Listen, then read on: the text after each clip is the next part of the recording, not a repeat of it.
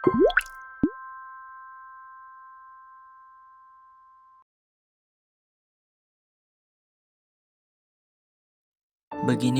kehidupan saat ini, hanya berpacu pada teknologi, seakan hidup sendiri.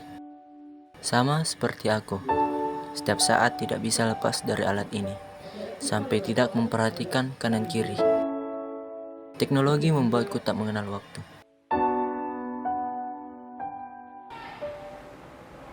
Semua sahabatku menjauhiku. Sekolah tak tentu arah.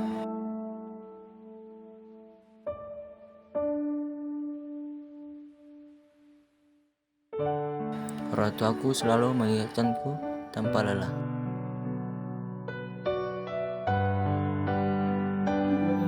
Aku sampai menjadi seorang pemarah. Aku pun makin tak sadar diri. Hingga akhirnya aku disadarkan oleh